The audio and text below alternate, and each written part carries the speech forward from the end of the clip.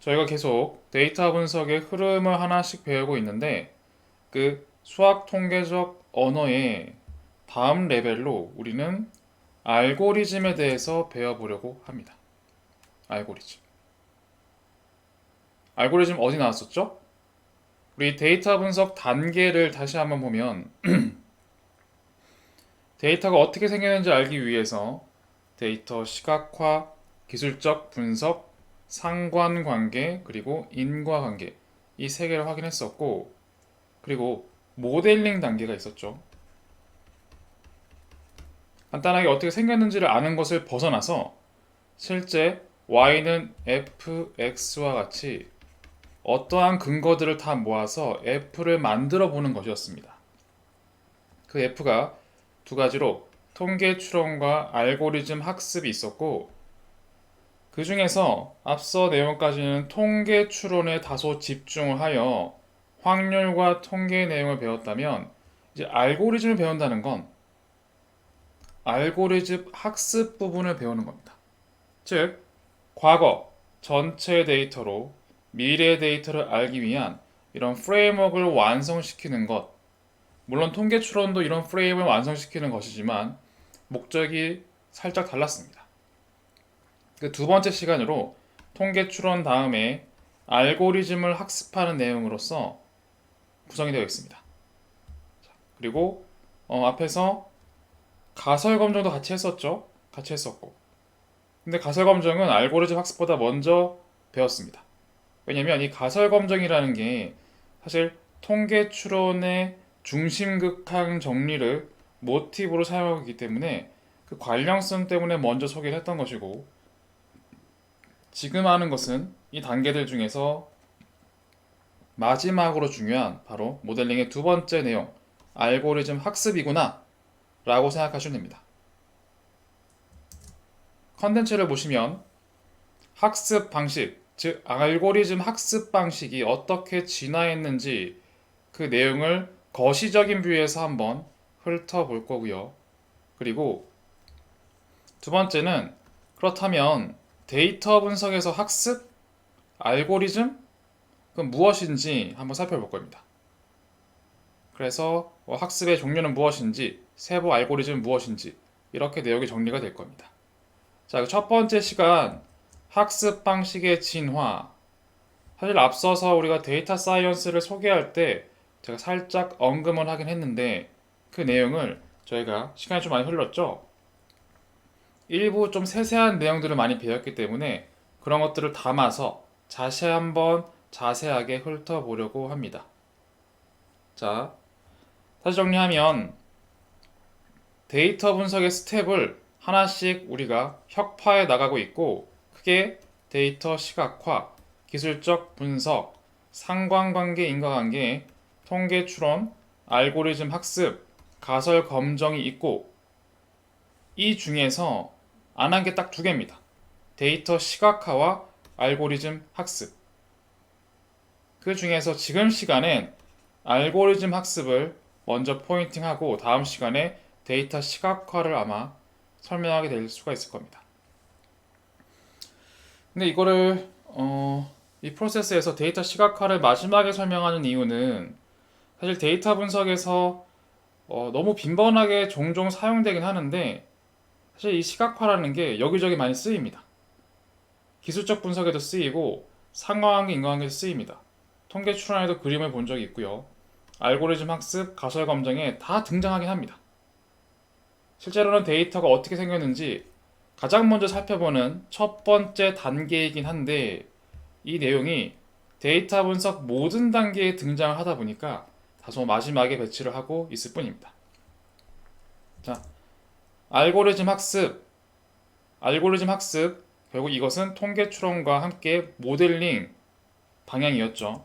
이 모델링 방향에서 우리가 지난 시간에도 했던 내용들에 포함되어 있지만 어떻게 해서 통계 추론과 알고리즘의 차이가 있는지 보겠습니다.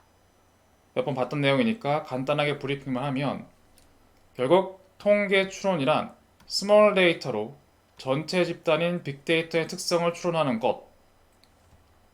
따라서 일부 데이터로 전체 특성, 통계적으로 확인한 후 그 통계적으로 가정하고 있는 전체 집단의 특성을 사용해서 확률적으로 전체 데이터, 미래 데이터를 예측해 보는 것이라고 할 수 있고, 알고리즘 학습은 빅데이터라는 것을 가정을 하고 과거의 데이터를 학습해서 미래의 특성을 확인하는 것입니다. 그래서 전체 X 데이터를 써서 알고리즘을 통해 실제 모델 F를 예측을 하고, 이 프로세스에는 과거 데이터를 씁니다. 즉 과거 데이터를 녹여서 그 모든 것들의 패턴을 근거로 삼아 F를 만드는 겁니다. 근거로 삼아서. 그리고 그 근거로 삼아진 모든 내용을 망라한 이 주어진 모델을 써서 실제 우리가 만든 알고리즘을 통해서 미래값 y를 예측해 보는 겁니다. 이렇게 이해하고 있었죠? 네, 잘 이해를 하신 겁니다. 자, 그런데 이 알고리즘이라는 게 결국 바로 이 통계와 확률, 이 자리를 커버하는 것이긴 합니다. 그런데 여전히 제가 앞에 통계 추론에서 그랬지만 알고리즘 학습에도 통계, 확률이라고 표현하고 있죠. 사실 알고리즘이라는 건 종류가 굉장히 많습니다. 너무나 많고, 그것들은 통계적으로 기반으로 개발된 알고리즘도 있고 확률적으로 개발된 알고리즘도 있습니다. 그리고 또 하나, 수학적으로도 개발된 알고리즘이 있습니다. 또 하나 있을 거예요. 주로 컴퓨터 기반으로 개발된 알고리즘도 있습니다. 정말 다양한 종류가 너무나 많습니다. 그런 것들을 크게 봤을 때 다양하게 뭐 통계, 확률, 수학, 컴퓨터적으로 만든 알고리즘이 있는데, 일단 우리가 배운 건 수학과 컴퓨터가 지금은 메인이 아니기 때문에 일단 마찬가지로 통계적, 확률적 관점인 건 맞거든요. 다양한 데이터를 그 안에 내포된 근거들을 통계적으로 누적시켜서 F를 만들고, 그리고 그 모든 근거를 담은 F를 사용해서 실제 확률적으로 미래값을 예측하는 건 동일합니다. 그 흐름은 동일하기 때문에 여전히 통계 확률이라 쓴 거고, 그럼에도 이거에 너무 매몰되시면 안 됩니다. 그 흐름상 맞기 때문에 내용을 쓴 거지, 실제 알고리즘은 굉장히 종류가 많고 이 알고리즘이 개발된 원천은 통계적, 확률적, 수학적, 컴퓨터적 굉장히 많다. 그걸 구분해서 관점을 기억하시면 좋을 것 같습니다. 그런데 이 알고리즘 학습이 진화를 했다고 합니다. 데이터 집계 및 통계, 상관 분석, 통계 추론, 기계 학습, 딥러닝, 이 목차와 같이 진화를 한 흐름입니다. 왜 이렇게 진화를 했냐면, 점점 우리는 스몰 데이터가 아니라 빅데이터를 수집하고 있죠. 근데 그 빅데이터는 사람이 한눈에 이해하기 어렵습니다. 너무 복잡하고 너무 많아요. 한눈에 담기지도 않습니다. 너무나 방대하고 크고 복잡합니다. 그런데 그 안에서 우린 뭘 해야 되죠? 그럼에도 불구하고 더욱 정교하고 정확하게 고객 또는 시장, 이런 트렌드의 패턴을 추적해서 그걸 사용해서 미래를 예측하려고 하는 겁니다. 그 목적만큼은 변하지가 않습니다.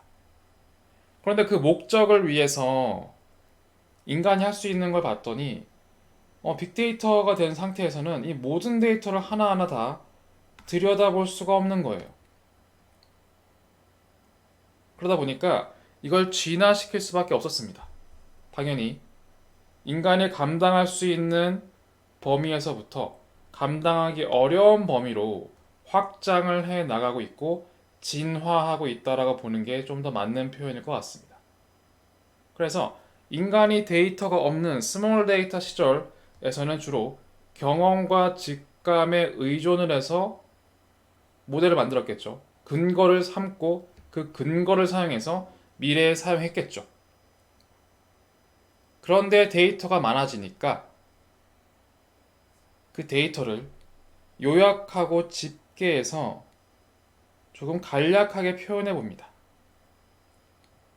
그 정도까지로 발전한 겁니다. 근데 그것만으로 쉽지가 않다. 요약하는 것도 한두 개지 요약이 양도 많아지니까 요약 양도 감당이 안 되는 거예요. 그러다 보니까 실제로 데이터가 변화할 때 왜 변화를 보냐면 데이터 집계를 계속 했겠죠. 그저께도 하고 어제도 하고 오늘도 하고 내일도 하고 계속 할 겁니다.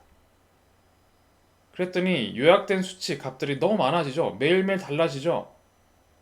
이런 변화가 생기더라 이겁니다. 그래서 그 변화가 도대체 어떻게 가는 거야? 어떤 방향으로 가는 거야?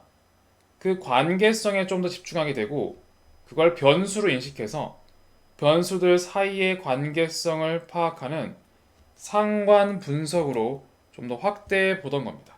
그렇게 알고리즘이 진화가 됐던 겁니다. 그리고 나서 그렇게 숫자들의 변화를 알게 된 건 좋은데 그럼에도 불구하고 어쨌거나 전체 집단의 특성은 여전히 알 수가 없었습니다. 그런데 우리가 핸들링할 수 있는 건 스몰 데이터밖에 없었고 그 스몰 데이터로 전체를 추론해보지 않을래? 라는 의미에서 통계 추론이 개발이 되었고 그 수준을 넘어서서 이제는 빅데이터를 바로 알고리즘에 넣어서 실제로 모든 근거를 한 번에 만들 수 있는 그런 관점의 기계 학습으로 진화를 하고 더 나아가 애초에 내가 직접 할 필요가 없는 컴퓨터 또는 기계 스스로가 인간이 하기 어려운 모든 데이터를 하나하나 다 들여다보고 지금까지 누적되어 있는 수많은 근거들, 이 모든 근거들도 다 들여다보고 기억을 하는 그런 시절, 그런 상황이 도래를 했고 그것을 바로 딥러닝 방식이라고 하고 딥러닝까지 알고리즘이 진화가 되어 인간이 하기 어려운 모든 데이터를 다 들여다보고 모든 근거들을 어떤 통계적, 수학적으로 표현하는 게 아니라 그 모든 근거들조차 다 알고리즘에 넣고 다 기억해버리는 딥러닝까지 진화를 한 겁니다. 어찌 보면 이 진화라는 건 당연한 거예요. 그리고 우리는 경험과 직관에 의존했을 때나 딥러닝 시대나 문제는 변한 게 없습니다. 여전히 우리가 하고 싶은 이 목적은 변한 게 전혀 없습니다.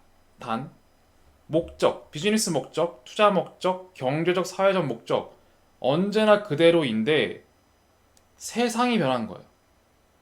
세상이 빅데이터와 인공지능이라는 세상으로 바뀐 겁니다. 그래서 그 관점에서 다른 수단이 필요했기 때문에 이런 수단 자체가 진화를 했던 겁니다. 그렇게 이해하셔도 좋을 것 같습니다. 자, 다시 한번 요약하면 학습 방식, 즉 학습하는 알고리즘의 종류가 진화를 했다. 그것은 주로 알고리즘 학습 부분을 커버하고 있고 통계 추론에서 알고리즘 학습으로 바뀌고 있고 이것은 우리의 주 목적을 달성하기 위해서 변화된 세상을 따라가기 위해서 도구 역시 진화시킨 것이다. 그렇게 이해하면 된다는 겁니다.